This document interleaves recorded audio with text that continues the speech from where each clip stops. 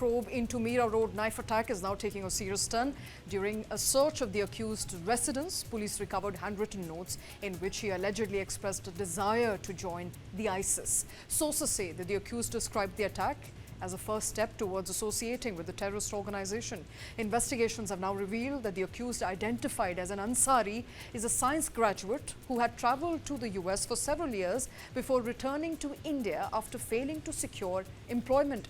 He reportedly lived alone in Mira Road, was working as an online chemistry tutor.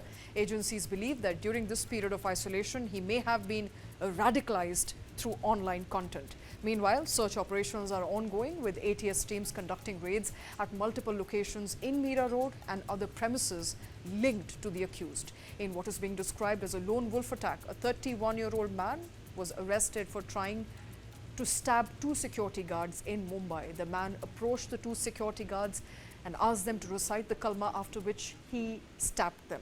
The victim, Rajkumar Mishra, Subrato Ramesh Sen, were working as security guards at a construction site located behind Wockhardt Hospital near Arista Grand Mansion in Naya Nagar of Mira Road East in Mumbai. Both guards sustained severe injuries in the assault. According to sources, the accused reportedly first asked the security guards about their caste, their religion, and then demanded that they recite the kalma. When the guards refused, the accused attacked with a knife.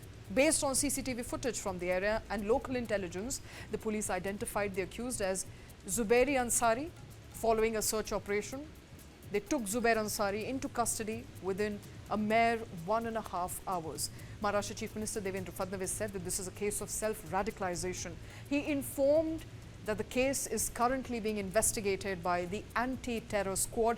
The National Investigation Agency and the state government is providing full cooperation to these agencies.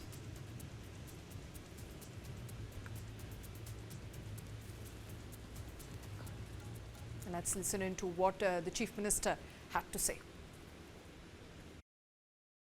मोठ्या प्रमाणात पुस्तकं, साहित्य, internet या माध्यमातून रॅडिकलायझेशनचा जो प्रयत्न आहे त्या प्रयत्नातनं हा जो व्यक्ती आहे, आरोपी आहे, हा तयार झालेला दिसतोय. त्यामुळे याला केवळ काहीतरी आपल्याला जिहाद करायचा आहे आणि जिहाद करायचा म्हणजे इतर धर्मियांना मारायचं आहे अशा पद्धतीच्या विचाराने पेटून त्यांनी हे कार्य केलेलं आहे. त्याला पकडलेलं आहे. आता ATS आणि NIA ची मदत घेऊन या रॅडिकलायझेशनच्या पाठीमागे कोण कोण आहे हे देखील या ठिकाणी शोधण्यात येईल. याचं कुटुंब हे परदेशात आहे, ते अमेरिकेमध्ये आहे. हाही अनेक वर्ष परदेशात राहिलेला आहे. त्यानंतर इथे आल्यानंतर पहिल्यांदा कुर्ल्यामध्ये आणि त्याच्यानंतर नवानगरला तो राहायला आला. त्यामुळे आता याच्या पाठीमागे कोण कोण आहेत, याच्या लिंकमध्ये कोण कोण आहेत, अजून कोणी अशी रॅडिकलाइज झाले आहेत का, या सगळ्या गोष्टी ज्या आहेत त्या आता तपासामध्ये पुढे येतील. नया नगर जिहाद, राजकुमार मिश्रा और सुब्रतो सेन हिंदू है तो उन सुरक्षा कर्मी को जो आतंकवादी जिहादी दैब जुबैर अंसारी कहता है कि कलमा पढ़ो अन्यथा हत्या करूंगा, उनके ऊपर चाकू से वार किया. ये इस प्रकार के जो आतंकवादी जिहादी मूवमेंट के द्वारा हिंदुओं में डर भीति फैलाने का प्रयास मालेगांव में होता है, सिल्लोड में होता है, मुंब्रा में होता है, मालवनी में होता है. अब नया नगर भी उसका एक केंद्र बन रहा है. हम इस वक्त नया नगर के अस्मिता रेजेंसी इमारत में है और तीसरी मंजिल के 304 नंबर फ्लैट में है. यही वो फ्लैट है जो जैब जुबैर अंसारी का फ्लैट है और इस फ्लैट के ऊपर आप देख सकते हैं अरबी और उर्दू में बहुत सारी आयतें लिखी हुई हैं, बहुत सारे ऐसे कलमे लिखे हुए हैं जिसकी वजह से ये साफ होता है कि ये फ्लैट किसी मुस्लिम का है. हालांकि इस फ्लैट का ओरिजिनल जो मालिक है वो कैथलिक है जो कि भारत के बाहर रहता है, लेकिन उसने रेंटल एग्रीमेंट पर यह फ्लैट जैब जुबैर अंसारी को दिया था. 5 मई को ये रेंट एग्रीमेंट खत्म हो रहा था और इस रेंट एग्रीमेंट के खत्म होने के पहले ही जैब ने ये जो हमला है वो 2 सिक्योरिटी गार्ड पर कर दिया। लेकिन हम यहाँ पर आपको बहुत महत्वपूर्ण चीज़ बताने जा रहे हैं कि किस तरह से रेडिकलाइज हुआ था। सेल्फ रेडिकुलेशन का जो पार्ट है वो जैब ने पढ़ा था और इंटरनेट के ज़रिए और दूसरे सोशल मीडिया के माध्यम के ज़रिए वो लोन वोल्फ बन चुका था, यानी कि वो खुद से आईएसआईएस का समर्थक और फॉलोअर बन चुका था।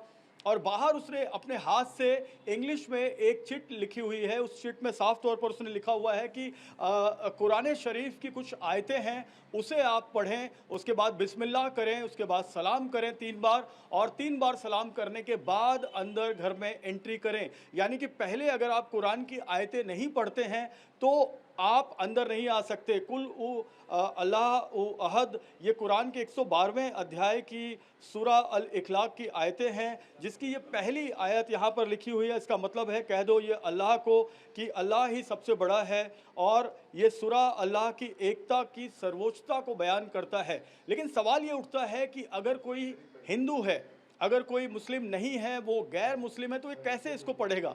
अगर उसे नहीं पढ़ना आता तो गैर मुस्लिम को इस घर के अंदर एंट्री नहीं है। यानी साफ तौर पर इस घर के अंदर एंट्री सिर्फ मुस्लिम को है और उस मुस्लिम को है जो कुरान की इन आयतों को पढ़ सकता हो, बिस्मिल्लाह कर सकता हो और सलाम कर सकता हो दरवाजे के बाहर 3 बार, और उसके बाद उसको घर के अंदर आने की इजाज़त मिलती है। तो इससे ये साफ होता है कि चरम कट्टरपंथी बन चुका था जैब जुबैर अंसारी, और इसी चरम कट्टरपंथी के तौर पर इसने और कितने स्टूडेंट्स को आईएसआईएस के विचारधारा से जोड़ा था, क्योंकि केमिस्ट्री का ये टीचर था, ये ट्यूशन पढ़ाता था और ट्यूशन पढ़ाने के नाम पर इसने कितने लोगों को रेडिकलाइज किया था। क्या कुछ पेरेंट्स को भी इसने रेडिकलाइज किया था।